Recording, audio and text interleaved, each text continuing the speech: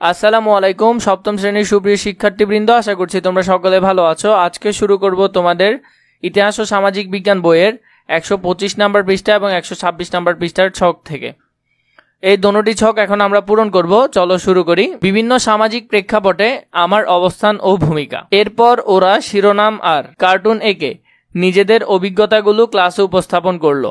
বাড়িতে আমি, ঘর গোছানো, ঘুমানো, ছোট ভাই বোনের সঙ্গে খেলার ছবি, স্পিচ বাবলে লেখা। শ্রেণীকক্ষে আমি, হাত তুলে কথা বলা, বন্ধুদের সঙ্গে কাগজ, পেন্সিল, রং, কাঁচি দিয়ে প্রজেক্ট ওয়ার্ক করার ছবি, স্পিচ বাবেলের লেখা। ছোট বোনকে গল্প শোনাই, বন্ধুদের সঙ্গে কাজ করি। খেলার মাঠে আমি, বন্ধুদের আড্ডায় আমি। চলো এই দুটো দেখিনি। খেলার মাঠে আমি যা যা করি: জার্সি বোর্ড পড়ে উপস্থিত হওয়া, বন্ধুদের সঙ্গে দলে ভাগ হয়ে খেলা, খেলার ছবি তোলা, মাঠ পরিষ্কার করা। বন্ধুদের আড্ডায় আমি, আড্ডায় স্থানে ঠিক সময়ে উপস্থিত হওয়া, বিভিন্ন বিষয় সমত করা, চা কফি খাওয়া, আনন্দ মুহূর্তে ছবি তোলা। বিনোদনে আমি, প্রতিযোগিতায় আমি, বিনোদনে গল্প করি, অভিনয় করি, সিনেমা দেখি। প্রতিযোগিতায় আমি বিভিন্ন খেলায় অংশগ্রহণ করি, পুরস্কার জিতি, ছবি তুলি।